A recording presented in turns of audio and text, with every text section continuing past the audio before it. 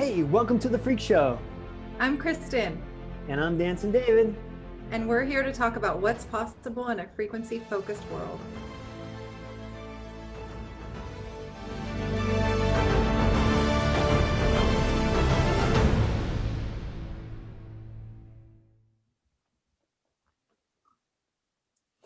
Hey, everybody, welcome back. It's Dancing David here in beautiful sunny San Jose, although I might go for a swim in the Bay of Hawaii after this, right behind me. So welcome to the Freak Show.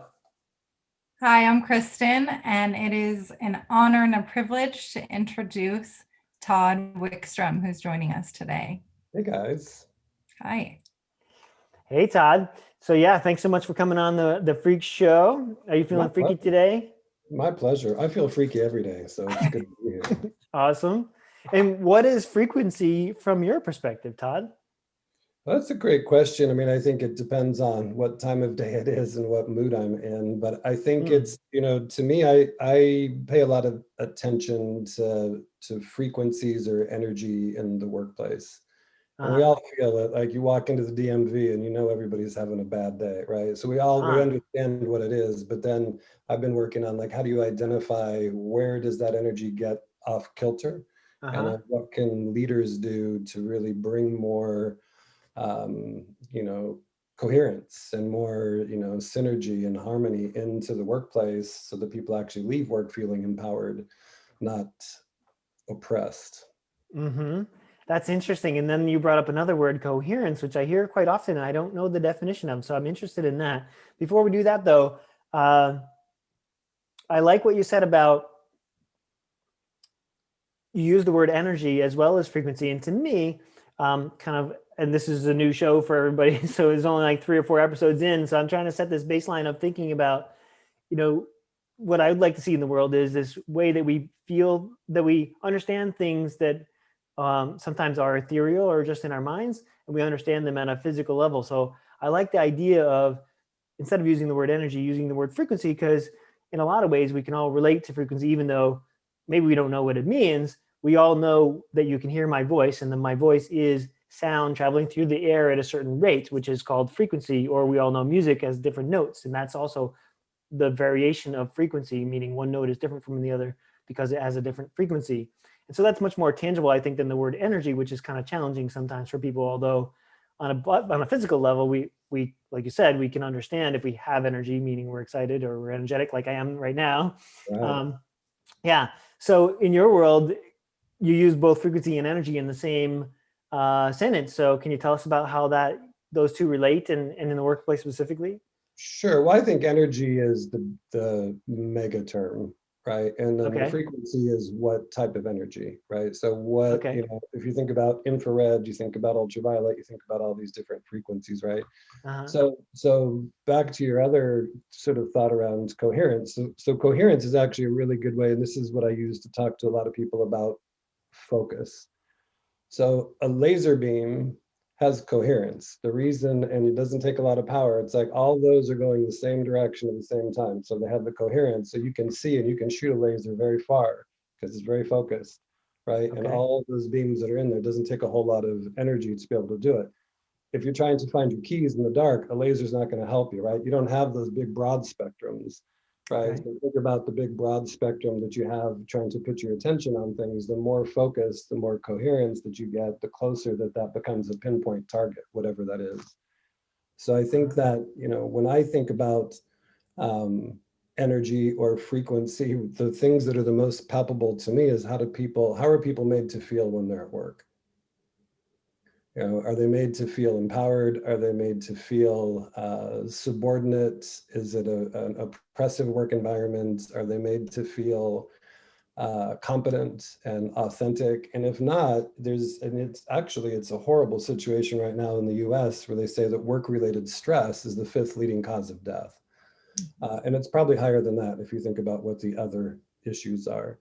But to me, where it all gets back into sort of the harmonics or the harmony of all of it is if I have a bad day at work because my boss David is mean to me all day long, and I have a mortgage and I have student loans and I have kids that I'm trying to get ready for college, I don't necessarily have the ability to tell David what I think about his management style, right? I kind of have to suck it up and do whatever it is I need to do because I have these other responsibilities. Well, then that completely undermines my masculinity, if you will, or even my ability to stand up for what I believe is right. And then it makes it really difficult for me to go home and tell my kids to stand up for themselves because I can't do it, right? Because I got to take whatever my boss is pouring on me because I got to pay the bills.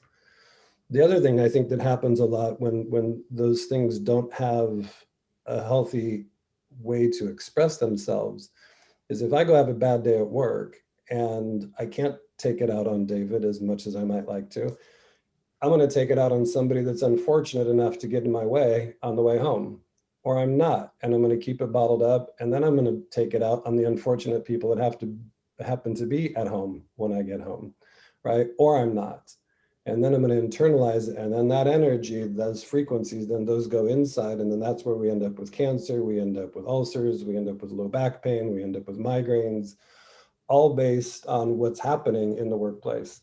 And so even as you know, there is a very, I think, physical, obviously, manifestations of the frequencies. And when you're being spoken to, how you're receiving those words and how you're receiving that energy. And if your boss, you know, the adage that if the only tool I know how to use is the hammer, everything looks like a nail.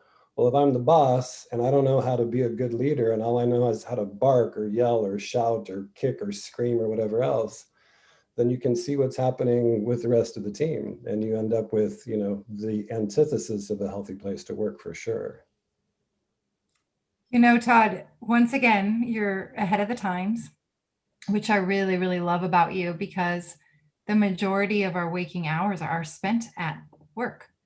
And the majority of disgruntled employees' language is they will say, they feel a certain way because of the work environment. And you used made to feel a couple times, like, are they made to feel oppressed? Are they made to feel? And I'm guessing that you kind of flip the script in that they're not made to feel, but they're empowered, right? So I would love to hear your genius around that, how you flip it. It's a good question. I mean, maybe to start at the beginning. So having studied a lot of energy and the chakras and the 5 elements in Chinese medicine and all these different ways of understanding it, I think we're all just looking for the same vocabulary. We're just looking for a way to describe the same things ultimately, right? And so whether we're talking about, you know, the root chakra, or we're talking about the wood element or whatever it might be. And so, but the way I understand organizations and healthy energy or healthy frequencies moving through an organization is if you imagine sort of the model around chakras, if you believe that individuals have energy, what else do we have, right? I mean, because we know that we could live without water for a while, we could live without oxygen, but as soon as everything starts, the electrical system shuts down, we're in trouble, right? Because then the lungs don't work and the heart doesn't work and the brain doesn't work. So we have to have that going. So we imagine that's true with an individual, then that much more is true with an organization because it's made up of all these different individuals. And so then all of those energies, all those frequencies that those people are carrying around with them is impacting the overall health of the business. So I look at the business as having 7 foundations. So the first one is your why, is your purpose. Why are you in business? Who cares if you went out of business tomorrow? Who would care? And then the next one is the passion or the profitability, right? And are other people growing because of the work that your company's doing, right? So I look at businesses as either being organizationally fertile or impotent, right? If they're not growing any other businesses or people as a result of their work that they're doing in the world, then there's something out of balance.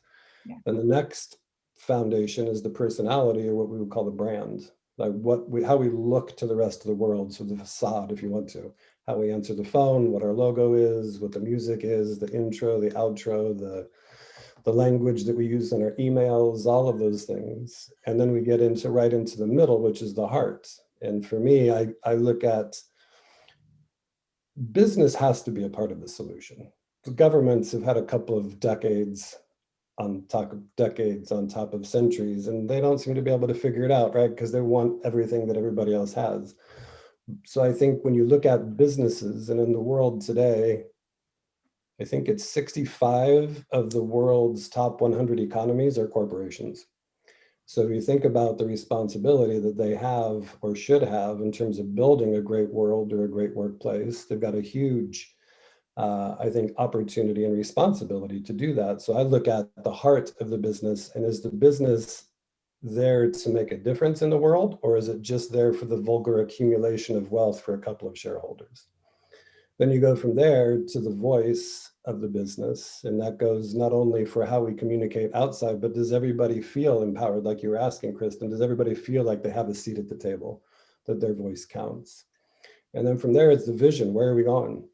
And then do we know where we're going? Do we have a plan for how to get there? And then the last one is the values, or basically the moral compass, how we're choosing to do business, how we choose to decide between right and wrong. So if you look at kind of bookends, the purpose at the bottom, if you will, the heart in the middle, and the values at the top. So we've got why we're doing what we're doing, and then we've agreed on how we're going to do what we're doing. And then hopefully everything's working together to really drive to the heart so we can make a big difference in the world. That is super cool. I love how you use the chakra system, because I can see, like, get inspired, and then how are we going to say and communicate what we're doing? Exactly. Yeah, it just goes, that's amazing. So I have a quick question for you. In a perfect ideal world, because I know you're a visionary, what would be the most radical changes that you would like to see in workplaces across our country, at least? That's a really good question, Kristen. I would say a bunch of things, but I think ultimately it would be full transparency. Mm-hmm. And I think the only way that you build trust is to be trustworthy. And if you don't trust your boss, if you don't trust the people that you're working with, it makes it really hard for you to show up to want to give 100%. So I would say the other thing would be to have some sort of, like, if I had a magic wand and whatever, Harry Potter could make my dreams come true, I would say some sort of, not just transparency, but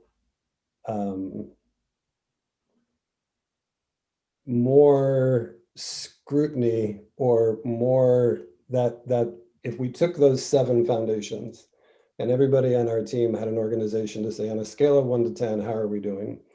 And the people on the team were able to say, you know, I think we're totally living for our purpose, and we've got this dialed in, and our heart is this way. If part of what we had is, it was mandatory, if you were going to be a corporation, that you had to publish those scores every quarter, that was evaluated by your people, by your team. And then I think for me, like, one of the principles that I always teach and help entrepreneurs and business owners in my own companies is that contribution is better than accumulation. So some sort of measure about what is it that you're doing to make a difference, not just how much money do you have at the end of the day. Right. Yeah.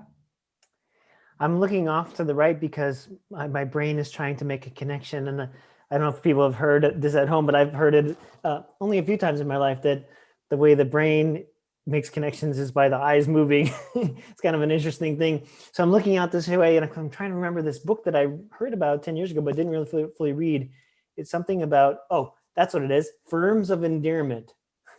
So instead of terms of endearment, it's firms or companies of endearment. And it talks a lot about these values that you're talking about, and companies that have implemented them, and that their effect on the stock of that company compared to companies that don't have that. So I didn't read the book. I just think about it when people talk about the things that you're talking about. So are you familiar with that book? Is that helpful? Has that moved us forward culturally as a...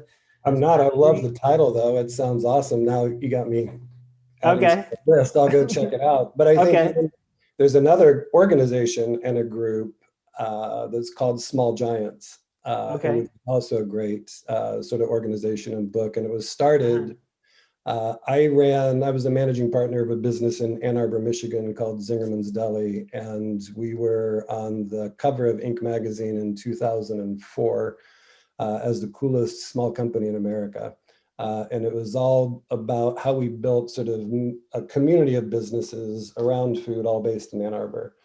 and it then sort of spawned this other kind of subculture, I suppose, of businesses that chose to be great instead of become big. And so those companies that have this opportunity and this flexibility and freedom as not publicly traded companies, because you give up a lot when you become a publicly traded company, right? Because if you're not continuing to grow the bottom line, you're not going to have a stock worth buying, and then you end up in a lot of trouble. So you end up the forces that compete for your attention as a leader of a publicly traded company are insanely different than it is if you're running the local restaurant in town. And so I think it's, one of the things that I'm sort of convinced is it seems like it's almost impossible to have integrity and be a politician, as well as seems like it's almost impossible to be a publicly traded company and have a conscience. But there are companies, like you're saying, that are doing it right. I mean, I look at Southwest Airlines is like one of my favorite companies in the world. How could you not love a company whose ticker symbol is love? Right. And so what those guys do and the way that they've empowered their teams is, to put their team first. And I think that that's, the real example of, putting your money where your mouth is, of, it's really understanding who are the people that are making you successful. And, when I look at work as I have a responsibility and an opportunity to impact the lives of the people that are working for me. Forget what it is that you do. So what I've done for years is focused on really the central nervous system of the business. How does everybody know what's expected of them? Do they have the tools and resources to do their job? Do they have a seat at the table and hopefully some sort of stake in the outcome, right? Because ultimately, if you think about business, back to the chakra analogy, the prana or the chi would be cash. Right? Because you don't have cash, you don't have any business, right? And so when you think about the frequency that way, at least until we move everything into cryptocurrency or start trading for blankets or skins again, or whatever it might be, right? Then cash is the frequency, cash is the language, but it doesn't mean that cash is bad, right? And so there's a lot of good things that you can do if you had the money to be able to make a difference. And so that's back to sort of your question. I would love to see more of a peer network of people that are holding each other accountable, that are being reviewed by their teams, and they're measuring what sort of good can they do in the world. Because the reason we have all this poverty and all this other stuff isn't for lack of resources. Yeah. Which is so sad when you're really aware of that. You can't unsee that. Yeah. You can't. It's a choice. We collectively allow it. So Todd, if we were going to use a frequency analogy, could you kind of try to create, and I don't put you on the spot here, 2 frequency analogies. One is, what does it feel like to be in harmony with yourself at work? And what does it feel like to have an organization that's in harmony with not only itself, but the whole economy as you're describing? Well, I think the first one is very easy, is that I think it's impossible to achieve your flow state in an organization that's out of balance, right? So if you think about Mihai Csikszentmihalyi in his book Flow, just talks about, we all have our flow state, right? Whether you're Tiger Woods or you're Michael Jordan or you're David or Kristen or Todd, that there's something that we have, everything else stops, right? And you just dig into it, which is what's happened to me in the last 2 weeks, is really putting together this whole operating system for how do teams meet and what are their priorities and how is everybody held accountable. So I think that when you have an organization that encourages you, that empowers you to be able to live at your fullest, at whatever your unique ability is, of course, you're going to feel good about going into work. And I think that the easiest, measurable of that, if somebody was in, harmony with their workplace, would be when they look forward to going to work on Monday. Mm-hmm. Right? Did they know we're making a difference, and they know there's stuff to do, and that camping trip was awesome, or that skiing trip was awesome, or the whatever it was, but we got work to do, right? And then you jump back into it. And then I think that in terms of the bigger picture, I think it's really about what sort of impact are you having in your local community? Are you really able to make a difference in the lives? Because I think we earn the right to do business every day we're open, right? There's nothing we don't get tenure in business, right? And so we have to earn the right to be in business every day. And we do that by treating our teams and our customers with respect. And I mean, I always tell everybody, you don't need me to tell you anything, just it's the golden rule. Just treat people the way you want to be treated. Not that difficult. So that's what I would say.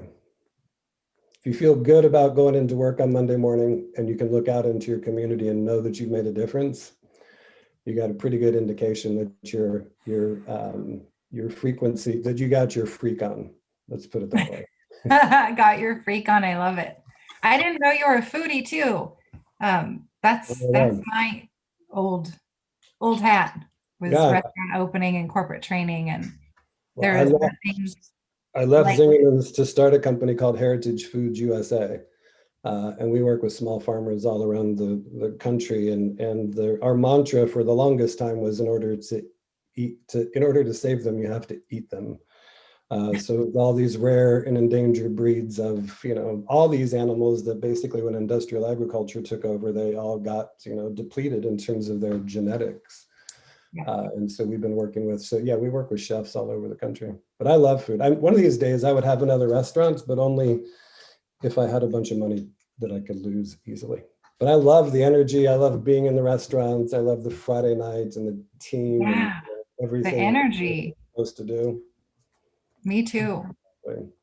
Me too. And it's really good way to learn about business, because you can't, unless the chef knows how to train the dishwasher on how to become a chef someday, you kind of lose the line of mentorship and pride, and absolutely just keep learning. I've always believed that out of high school should be a mandatory 2-year enlistment in the military or the Peace Corps or the restaurant business. Interesting gap. Yeah. Right? Because if all the senators' kids were in the military, we'd probably have a lot fewer wars. And just the opportunity to experience the world outside of our little myopic little village that we live in, I think is important. But then to be a part of the Peace Corps, to go see what's happening in other places, again, with no resources or very little money, how can you really make a difference? I think that's where, like you're saying, David, how do you take the frequency, the energy of somebody that's coming in with that sort of intention and be able to really make an impact where there's so much just abject poverty and very little hope and very little, it takes that spark, it takes something coming in there to really help get that community to feel like there's hope and that they can be a part of making a difference. So good stuff. Okay, so I'm curious if you have some thoughts, and this is getting a little deeper now. Why do we accept something less than what is our light to be shining, or our frequency to be vibrating, or how did we create this, or how can we get out of creating this? And you gave a good example just now about having an outside spark or something that seems like it's hope. I'm just curious if because I don't want to go too deep into the conspiracies or whatever, but why do you think we are kind of in this culture where people they're accepting the idea of even going to work where they don't like their job, and we have an economy that is so disparate? And what would be, if we could use again a frequency or a band or a musical analogy, what do we have now and what do we want? Well, let's just assume that chemtrails aren't responsible, right? So let's just start with that premise, right? So it's not the chemtrails that are, putting everybody to sleep. Maybe it is, I don't know, but I don't have enough information to debate one way or the other. Right. But I think a lot of it is just environmental. We don't see very many people. I think that we're cynical. I think that we are jaded, and we've lost all trust in leadership, and that there's very few people that are out there that we can point to say that they're leading from integrity, and that's somebody that I would want to follow, whatever that means. I mean, pick your favorite coach, pick your favorite CEO, pick your favorite pastor, your favorite senator, your president, your vice president, your whatever else it is. And I think that it's really hard for people to look around, and because none of that, which is why I think what you guys are doing is great, none of that is getting any press. The people that are out there trying to make a difference, of course, they're not going to get the news, right? If it bleeds, it leads. So I think the challenge is how do we shine the light on the people that are really doing great things, whatever it is, right? Whether it's in a local, whatever, village in Africa, or whether it's in the Himalayas somewhere, or it's in Chicago, or that other place, California, right? So there can be all sorts of different things happening. But I think that there needs to be more of a spotlight, because I think that the challenge is that when we don't see things, when we don't see something as being possible because somebody else has done it, then it makes us less inspired to do that work, right? And it's really those people that I think we get told at a very early age that there's a different way to be, right? And that you have to like control your emotions, and you have to, we're trained how to perform basically from a very young age in terms of what's acceptable and what's not acceptable. And I think a lot of times, especially, to me as an entrepreneur, I think all entrepreneurs just have a severe case of ADD, right? And we just can't, and ultimately we're lazy because we want to have other people be able to do what we're doing, but we're willing to sacrifice our whole life to get to that lazy part, which sometimes never happens. But I think that that's the real opportunity that we have, is to create an environment where we encourage kids at a young age to color outside the lines, that we encourage them to be themselves. Montessori, I think, does a good job with that.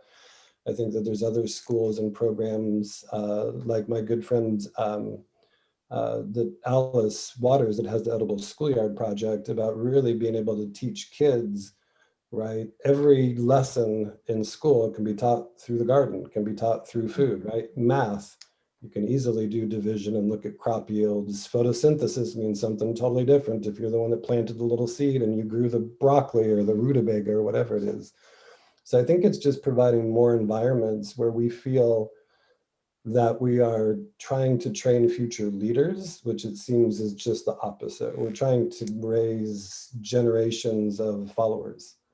And I think that that's where it takes a change. And I think that I don't know how to impact government, and I don't know how to impact school systems, but I do know how to create a better place to work. So if I can help people and challenge people in the work environment to become better leaders, and then hopefully they in turn have more energy then to go home and spend with their kids, to help encourage them to be able to do the same thing. So I guess in some ways it kind of, David, comes back to the same thing. At least the part that I know that I can impact is what's happening Monday through Friday, 9 to 5, or whatever shift you happen to be working.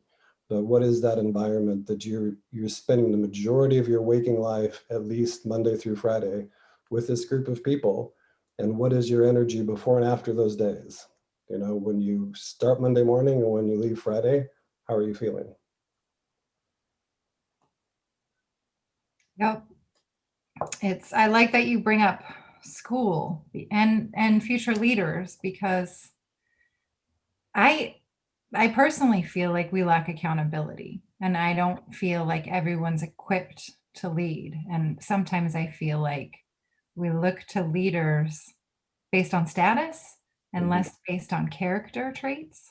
And I feel like you said, we elevate the wrong conversations and build platforms of the wrong type of people that are sending out the wrong frequency to the world. And so everybody looks at that and says, frequency of fame would be like such a good topic for a show, because everybody's fame chasing. But if you look at what is top on the charts or top on ratings, and you said you have to bleed to lead, but you couldn't say it more clear than that. Violence sells, chaos sells, creating a perpetual state of chaos. So people keep checking what's happening now, what's happening now. Then they get more views, more links, more advertisers. It's just, I don't know what the answer is for accountability until you bring it back to the person, and then you make it about empowerment. Like, you're choosing what you tune into, you're choosing what you look at as being famous. And absolutely. There's a very famous, I guess, teacher, pastor, whatever, G.K. Chesterton, and somebody asked him in the early 1900s, what's wrong with the world? And he said, I am. Right? So that's, I think that's it, right? So I think it's easy to look outside. Yeah. And because I could tell you what's wrong with pretty much everybody, right? But the issue is like, I don't want to face my own stuff, right? Because I'm off in my own little world, and I've created my worldview based on how I've chosen to protect myself from those things that happened along the way, right? But I think that the real change in the world has to start with us. And I don't know what that means necessarily. Like, how do you mandate individual change, right? It's not a thing, right? And so we have to let people sort of evolve or revolve or grow at whatever rate that they're capable of doing it. But I think ultimately, even if you have the right leadership, it still is going to take the conviction of those people that, yes, I'm going to follow this path, whatever that is. So I think that you're right. I think that, there's other challenges in terms of, when you look at the statistics of the number of families that own all of the news that we consume, it's insane, right? If you look at and like I said, when you think about the corporations, I mean, just that fact that, 65% of the world's largest economies are businesses, are corporations. That's insane, and so they can do whatever they want to. They don't need to worry about NAFTA or free trade or whatever else. They don't have to worry about those other things because I'm just buying from, Todd and Kristen company in China is buying from Todd and Kristen company in India, and they're selling to the US. So there's a lot of those things that I think really get out to become much more, if you're not careful, I think you can really have a jaded, more cynical outlook at the whole world, right? And everything seems to be crazy and everything seems to be, but then you see these sparks of light where people are really making a difference and you're like, well, that makes more sense. Like, how do we build that sort of world?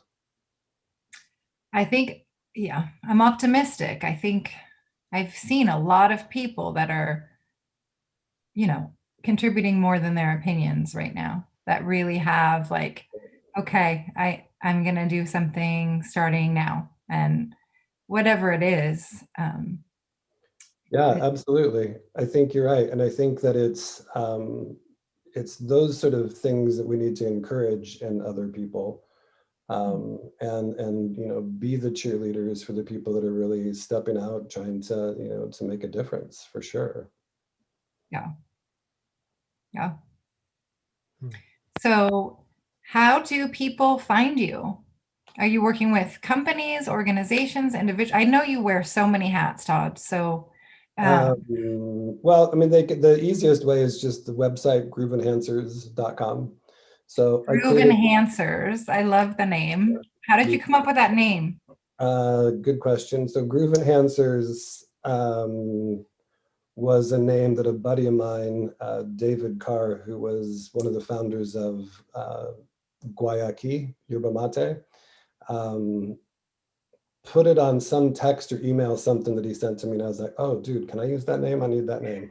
And so then it's ever since then, anywhere that I've ever been a part of a team, I was the chief groove enhancer. So that's my, whatever frequency groove is, like whatever that is, that's what I try to help build so that people can get into that flow state, and the machines, the businesses do what they're supposed to do, and everybody really feels like, that they're a part of something that's bigger than they are. So okay. GrooveEnhancers.com. Okay. And you're working with individuals or corporations or both? Mostly small businesses. I mean, really working with influence machines right now is more than a full-time job. So, I'm always happy to have conversations with people. And just because I love to talk about this stuff and really empowering young business owners that are not looking to outsource everything, but they want to build a company, right? They want to build a team, they want to build employees, and really helping them create future leaders that way. Awesome. That's my passion, is helping teams grow that are in businesses that are trying to make a difference.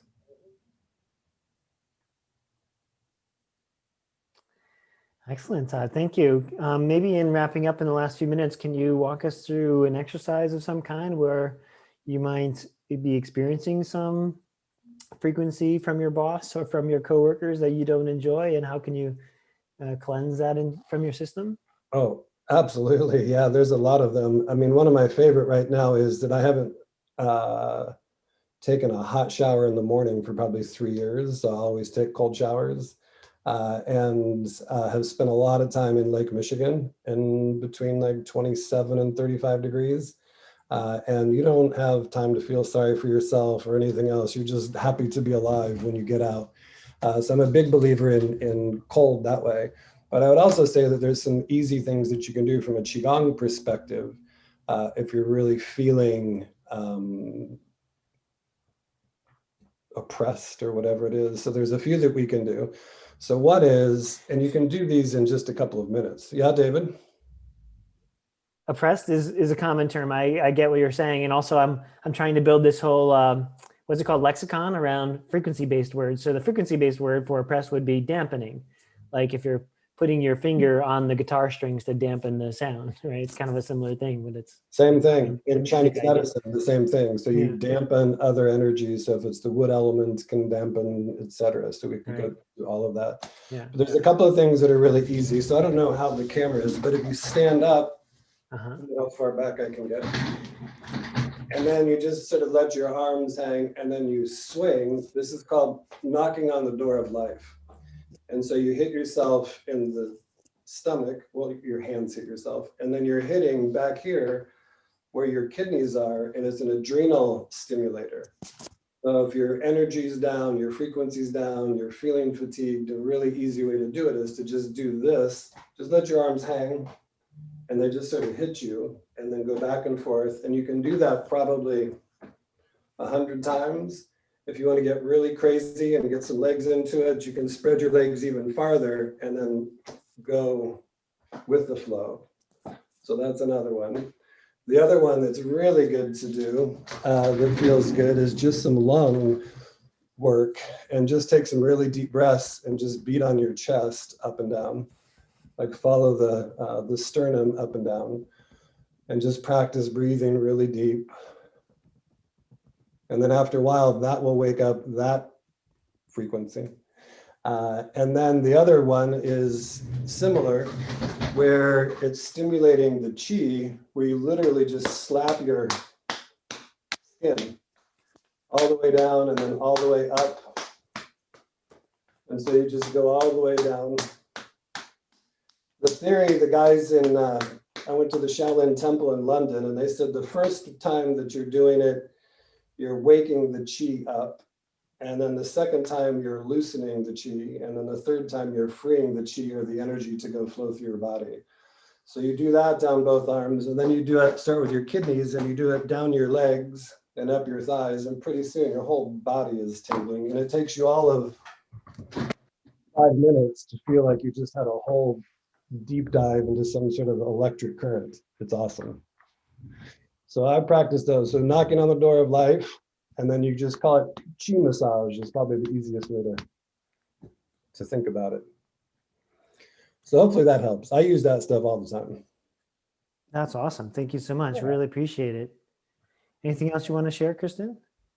I'm just really, really grateful that you joined us today. I mean, it's been a long time overdue, but I just can't get enough of the things that you're up to. It doesn't matter what it is, everything that you do contributes to the world in such a beautiful way. And I am an avid supporter of your work. Likewise, I think what you guys are doing is great. And I'm super honored to be one of the early pioneers on the Freak Show. So that feels good to have been included. Thank you guys. Thank you so much. My pleasure. Thank you guys.